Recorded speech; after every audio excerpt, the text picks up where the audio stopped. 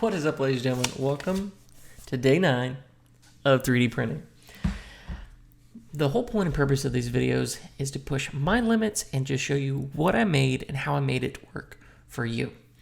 So here's what I did. In Onshape, at one point in the videos, we threaded some nuts and bolts. The question is does it actually work though? And I wasn't and when I made that video, I was zero confidence on being able to 3D print a nut and bolt actually working. But I got it to work, hence the point of this video, and I'm going to show you what I made happen. Let's hop on over first to kind of the camera to show you what kind of problems we were into. All right, here we go. We have, this is a zero change between the nut and the bolt. And what happens is this print, due to either the inconsistencies of the 3D printer, since you can't ever make a perfect machine, there is going to be some tolerances between this bolt and this nut that we need to have in order for this to fit. Right now, if I were to try to twist this, the bolt just doesn't even go through. So this is at 100% with no changes. So my question is how do I make it work? And we got both of these to work. Now these look very, very similar, but one of these is where the nut was changed and the other one, the bolt was changed. So this right here, the nut was printed at 105% in 2 dimensions. So essentially we took this, let's say this is the y-axis right here, and we stretched it by 5%, and then we stretched the x-axis by 5%. That way we can now have some serious action between this nut and the bolt. Now watch this. I'm going to give a serious pull. Probably as most I could comfortably do. You can see some indents left in the nut and bolt as pulling it. So there is some serious bite. So my question is, okay, if we change the nut and made it 105%, what about the bolt? So I printed again. The nut was unchanged, but the bolt was then printed at 95%, smaller than what it was, and it still worked just the same. Let's give it a good pull. Let's go in some distance and give it one good pull. There you go. You can see the indent of my fingers that I'm seriously pulling on this print, and it worked. Now let's hop back over to our slicer, and I'm going to show you how I made this happen. Okay, let's check it out. When it comes to pulling in STLs, there is a way to change your size. So when I click on either one of these prints, notice that we have this bar open on the left-hand side to either move, rescale, rotate, mirror, so on and so forth. We're going to go to the scale option and then turn off uniform scaling. If I wanted to change the bolt and keep the nut the same, we're going to click on the bolt once, and then we're going to change 2 axes, not all 3, but just 2 of them.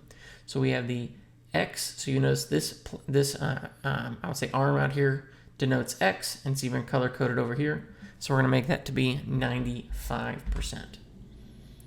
And then the green arm sticking out here, or your line denoting the Y plane, we're going to make that 95% as well. Now we're not going to change the Z-axis because then that means your thread spacing would be off. So all we did was shrink it in 2 axes, and it works. It still fits. Oh, that was so great. So awesome. So what would be the point and purpose?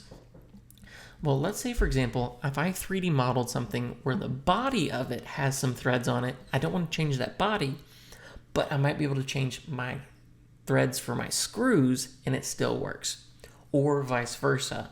Let's say there's threads, external threads on the body rather than internal. Can you flip it around and still get it to work? The answer is yes.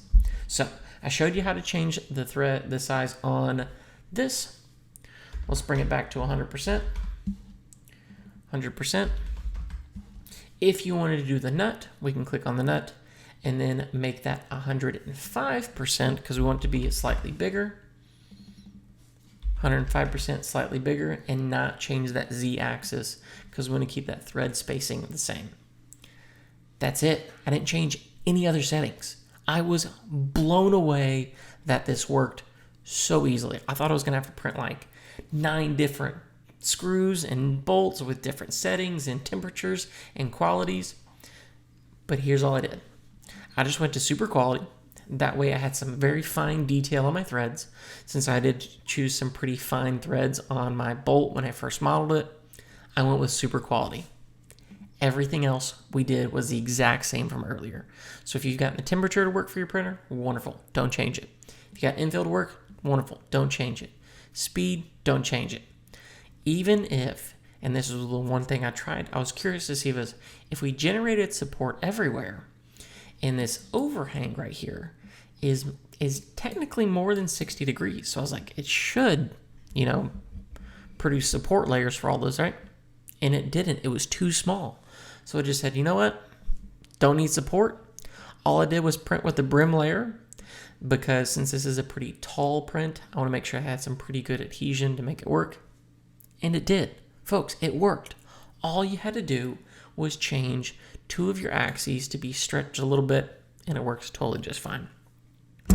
I don't know what I'm going to do with this other than a demonstration, but I think we're going to try to do some cool stuff with my 3D prints in my classroom.